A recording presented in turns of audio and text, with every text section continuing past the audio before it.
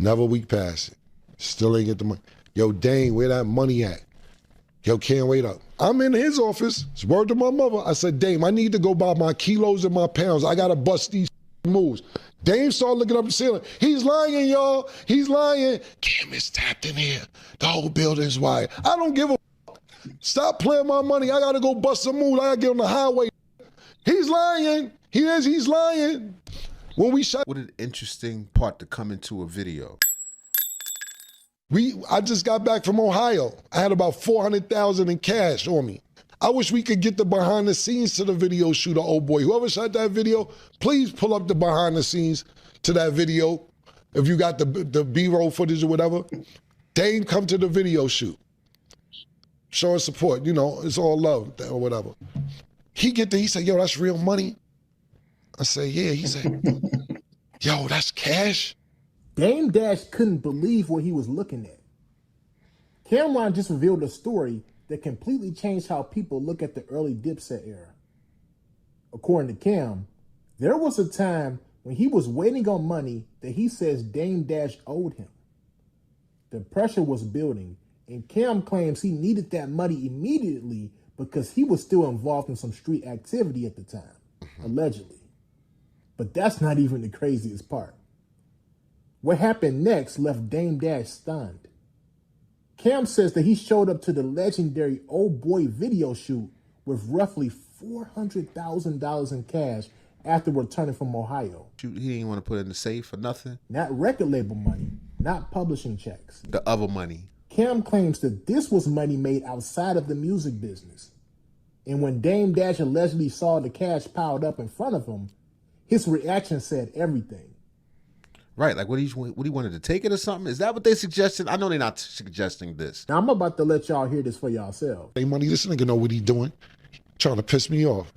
All right, bet. About 2 weeks passed. Money still ain't come in. I'm like, dang, bro, I had this situated. I need to bust some moves. Where that money at? Give me another week, Cam. Give me another week. Da-da-da-da. Never a week passed. Still ain't get the money. Yo, Dane, where that money at? Yo, can't wait up. I'm in his office. It's word to my mother. I said, Dame, I need to go buy my kilos and my pounds. I got to bust these fucking moves. Dame started looking up the ceiling. He's lying, y'all. He's lying. Cam is tapped in here. The whole building's wired. I don't give a fuck. Stop playing my money. I got to go bust some moves. I got to get on the highway, nigga. He's lying. He's lying. He was bluffing. That's what he was doing in his office. That's what he was doing. I'm lying, Dame? That's a fact. When we shot the Old Boy video shoot, I just got back from Ohio. I had about $400,000 in cash on me. I wish we could get the behind the scenes to the video shoot of Old Boy. Whoever shot that video, please pull up the behind the scenes to that video.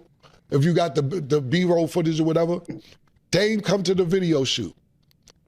Show us support, you know, it's all love or whatever. He get there, he said, yo, that's real money. I said, yeah. He said, yo, that's cash? Oh shit, I didn't see this much money in a while. He just started grabbing the cash, feeling it. Oh shit. Yo, you getting it like that? Yeah, I'm getting it like that. Yeah, but yo, wow, this is crazy. And I'm not saying Dame didn't have money, because Dame had money. He just ain't see cash in a long time. Not that much. He ain't see that much cash. Because, you know, when he get there, we just getting back like a day or two ago. Zeke come back with the bread. So we not only using it for video money, we got the counters counting up, tallying up. Dame just is just, yo, crying to the police. Nigga, my resume speak for itself. Nigga, fuck is you talking about? Somebody find the B-roll footage, please, from that video. And say I'm lying about that too, nigga. That was all street money, nigga. It wasn't no rap money, wasn't no none of that, nigga. That was straight off our 80 money, nigga. Fuck is you talking about, my nigga? So yeah, when he say shit like that, I'm just really disappointed. And to use somebody who passed away in that context, because nobody could debate it, it's kind of crazy, man. It's wild. Because it's a bunch of niggas that live over there or that's from over there that may not live over there no more, they'll be like, yo, this nigga bugging, man. This nigga don't know what the fuck he talking about. Because they know you could never pull up the 39th Street. You could never pull up the 40th Street without permission. You just couldn't. And I'm not bragging about it. I'm not even acting like I'm the one of the niggas that made it like that. I just lived there. But them niggas, Big Lee, Reg, and a few other niggas that I won't name who's still around, they had it like that. You just couldn't come over there and be like, yo, I want to play basketball. No, you couldn't do it. You had to go on 45th Street. You just couldn't come in there and do what you wanted to do unless you was affiliated. Is this the... I kind of noticed something when you tell stories about Dame. Before I go on to the next question, your friends and associates didn't really take a liking to him. You don't find that kind of strange? A lot of people don't take a liking to Dame. That's not strange at all. A lot of people, you'd be like, when you mention him, you'd be like, yo, he ain't fuck with Dame. Because you never found Dame is an acquired taste, pause. Like Dame ain't for everybody. That's for damn sure. And the thing about for Dame for me was this, is that I thought that Dame was a visionary. I thought he always thought outside the box. And I thought that a lot of niggas in the neighborhood didn't see past tomorrow. I seen Dame seeing past tomorrow. You know, a lot of niggas like, I'm gonna sell drugs, I'm gonna sell drugs, I'm gonna sell drugs. Right. But we see where that's leading to. We ain't seen no, outside of Frank Mathis, I don't know who got away with it forever. So Dame always had visions of doing other things. Not only that, he had a rap group, Original Flavor. Original Flavor was on Video Music Box. You're like, oh shit, this nigga got a rap group on Video Music Box. Right. I used to play basketball. He'd be like, Cam, when you get out of college, I'm gonna be into that sports agency shit. You know what I'm saying? Yo, I'm gonna do this, that, and the third. And I believe he was thinking bigger. And listen, for that period in your life, that's probably exactly what you needed. You know, that's one of those things like Dame is talking about now, like in some of his new interviews, he's talking about how he wants to go on tour with The Roc and get them back together. But really, it's like, what do you bring to the table?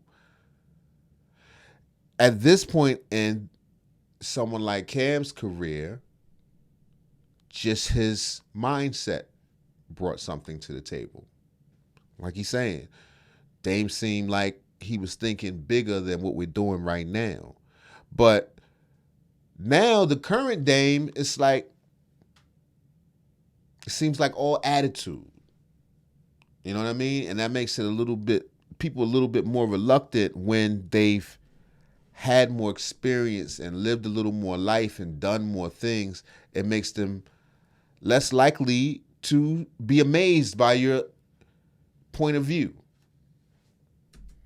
that, you know, I'm not talking about Mace because Mace is a visionary as well.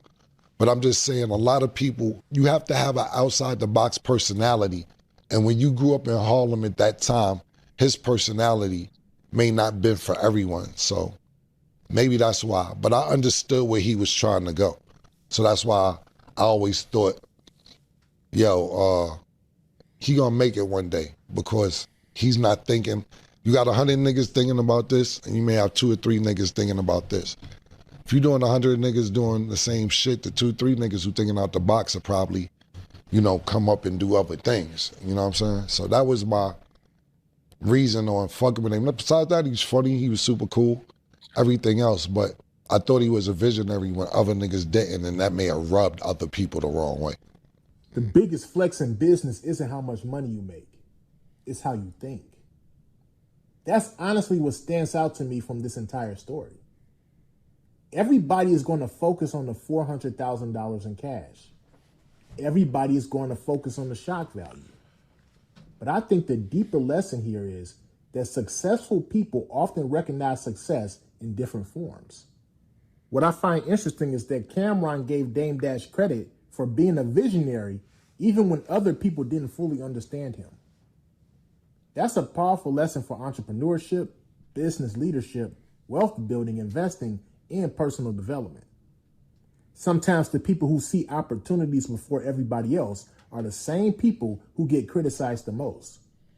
Yeah, but they're able to capitalize and shut up the haters. I think that's what makes people like Dame so arrogant. You know what I mean? Because it was a time when people couldn't see what you saw. They might have looked at you. You might have rubbed them the wrong way. They might have looked at you as if you didn't know what you were talking about. But to then reach the mountaintop, you feel pretty cocky.